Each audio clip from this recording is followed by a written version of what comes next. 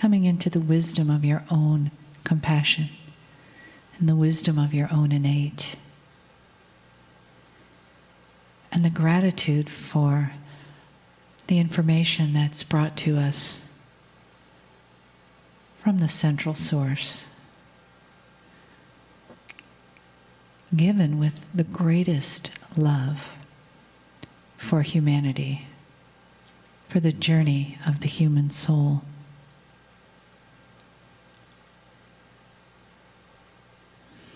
And another breath.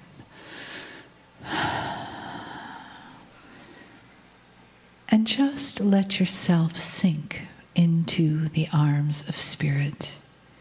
Feel enfolded and supported. Feel that around you, holding you with the greatest care for your journey here.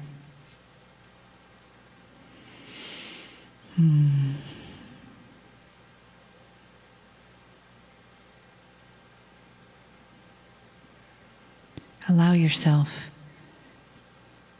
to expand your vision of who you really are into that of a limitless being. Speak from that place and live from that place, love from that place of a limitless, and know that the arms of Spirit are around you.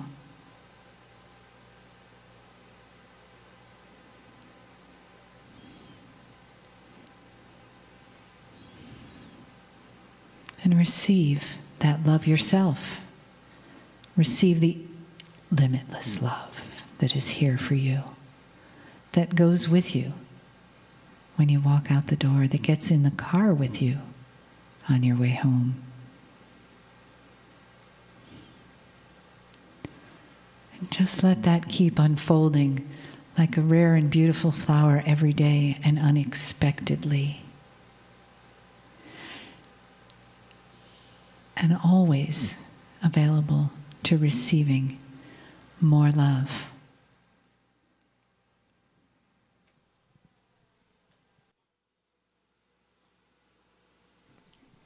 Greetings, dear ones. I am Kryon of Magnetic Service.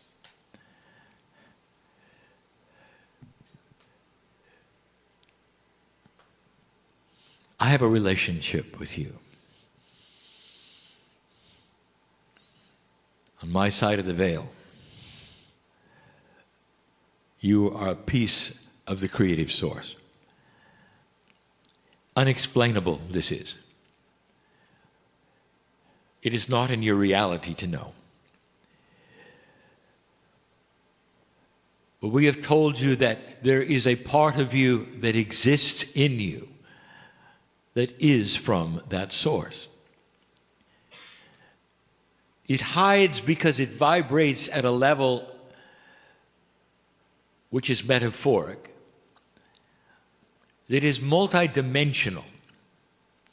It hides because you are not of that dimension. And so therefore you do not see it clearly, but you feel it. As you have turned this corner in history, we are starting to start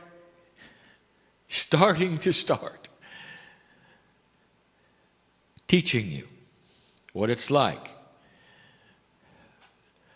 to walk in that dimension. My relationship to you, when you're here, is one of awe. You start to see in your consciousness the ahas start to appear. Not just the ones where you know you can do it, but you start to figure out who you are. And I'll tell you why this is something to be congratulated. Why we are so proud. We are proud. The pride is a compassionate pride. The kind that you would feel for your child at the first step or two when you know they have it in them and you did it so they can do it and they're yours. And it's beautiful. You clap your hands and you laugh with joy. The child's just fallen down, wonders what you're doing. So pleased that it has begun. You thought they'd never walk. You're at that stage. I want to tell you why it's remarkable. Navigating the new normal is learning beyond survival bias. Human beings compartmentalize everything. You cannot help it because it is the consciousness of survival. You're built for it. You don't even know you do it. You may not like what I'm going to tell you, but you know it's true. When you meet someone for the first time, the brain, its calculator is working overtime to compartmentalize the person in front of you. Are they one of you? Are they not one of you? What is their social status? It's important before you talk to them. One compartment, two compartments. What gender are they? There's another compartment. Can you trust them? Depending upon who they are, what gender they are, and their status, another compartment. And you do this in a flash of an eye. You're so good at it. You're so good at it. But the truth is, you have just linearized them in your mind. And that's just one incident. When you walk into a building, because of the familiarity of your reality, you are already scoping it out. What's it feel like? What's it made of? Are you comfortable? Are you not comfortable? A series of judgments happen that you're not even aware of, and it finds every single synapse finds its place in a little compartment in your brain built for that. You segment things. You don't put them together easily. And here you are, and we're asking you to open all the boxes and forget about all that. And some of you are doing it. One of the hardest things for a human being to do is to cognize themselves. What do I mean? There is a multiplicity within you that you're not comfortable with. When you think about yourself, dear ones, who are you? It is tough to turn inward and analyze, because human beings don't analyze, they feel. You get impressions, you get emotions, you get feelings, they guide you from place to place. Your brain compartmentalizes, this is how you work. When you ask you to sit down for a moment and do it to yourself, that's a different story. It's hard to wrap yourself into a reality where you can even see who you are. But you are one. You are a singularity in your own mind. And then we tell you that there's a multiplicity. Let me ask you, dear human being, within your own thinking process right now about yourself, how do you define the soul? And if I ask you, who is it? Would you say it's me? Does it feel like you? And the answer is, you have no idea. Not really. You're not really aware of it. What about the higher self? We want to give things names from this side of the veil to you, so you'd be more comfortable with knowing about it, and yet when we do, it becomes then apart from you. You don't want to think of yourself as a multiplicity. You want to be one. Well, you are. But you compartmentalize yourself into these pieces. The higher self, the soul, corporeal, brain, innate. How many of there are you? And so what I'm going to tell you is this. One of the hardest things you're going to do is to meld all those into you. We've told you for years that you've got to talk to this, which is your body, both corporally, and now we talk about innate. And you can't help it. You separate it. There's you, and then there's it. In the worst case scenario, there's you and them. And you don't put them together. So I'm going to turn to absolute basics to show you what to do. And to give you yet again another metaphor. One you've heard many times, but perhaps this time you'll start appreciating it better. Here's the premise. You are one. There is no multiplicity. The soul, the innate, the higher self, the corporeal self, the brain, the body. It is all melded into one energy called you. You've got to stop thinking of them as the parts and start thinking of it as you talking to you. Affirmations are for you, talking to you. I want to talk about love, for it's the best metaphor I have. We've told you before that human consciousness is not God consciousness. That the thought processes that you would have as a human being that would include anger, judgment, vindictiveness, all of the things that are human are not of God. You often project it on to a higher source. The Greeks were great at that. Their gods were even dysfunctional.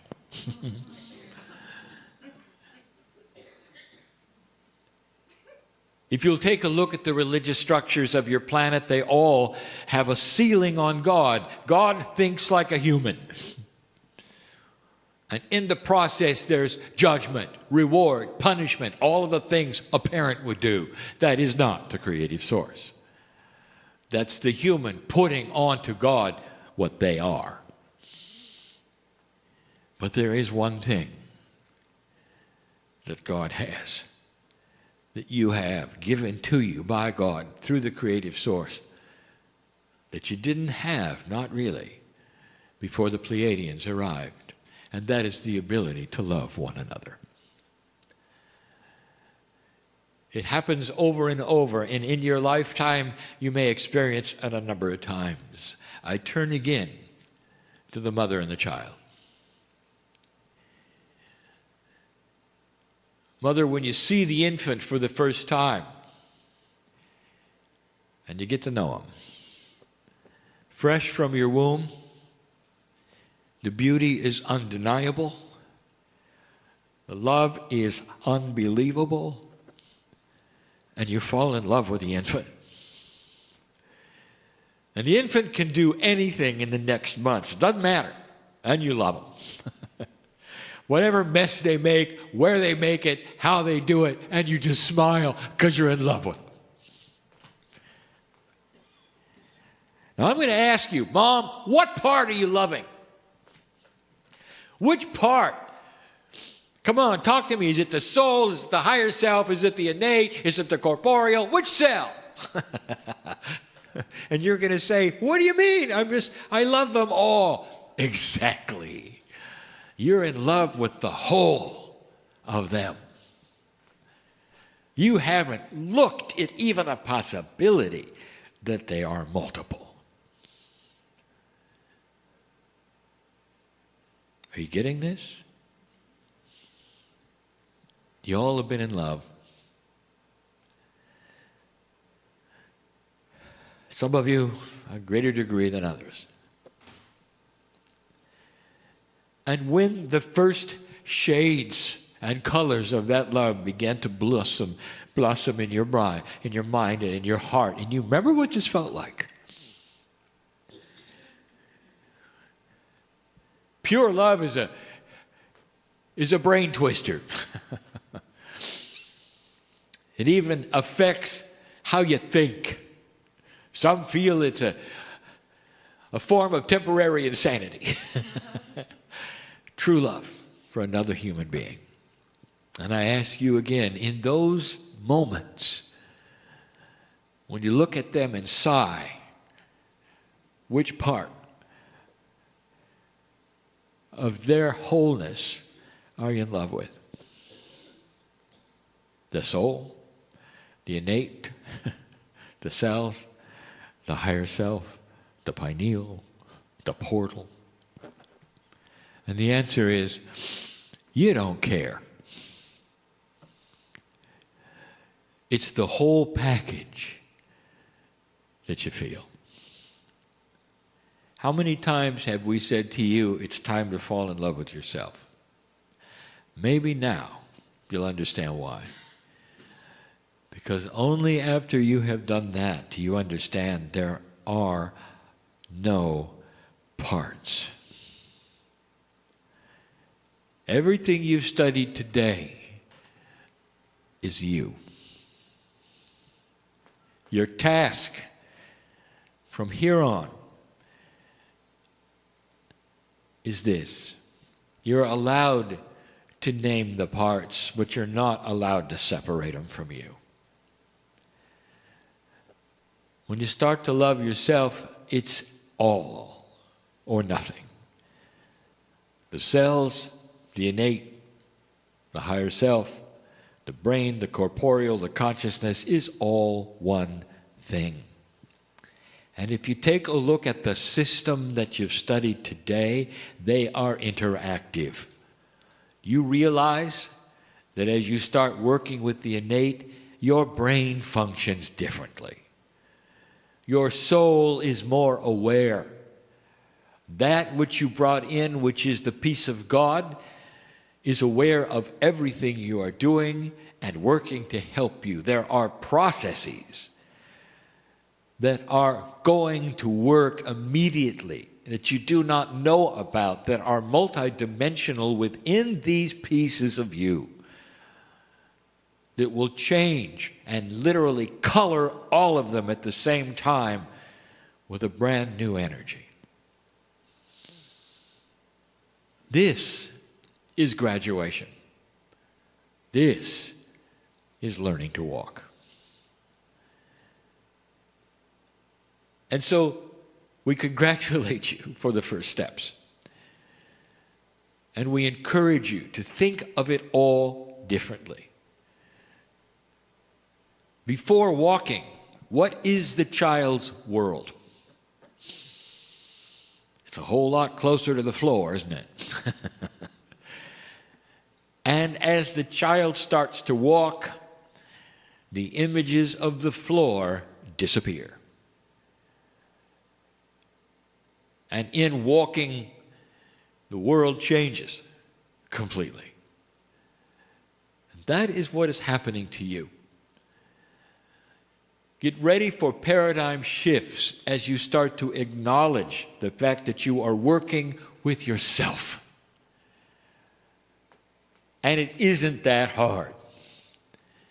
Because that which is yourself wants to cooperate. That which is yourself even knows what you're doing as you're doing it. A difficult concept of self-actualization, self-cognization. These are the terms and the concepts and the paradigms of the future.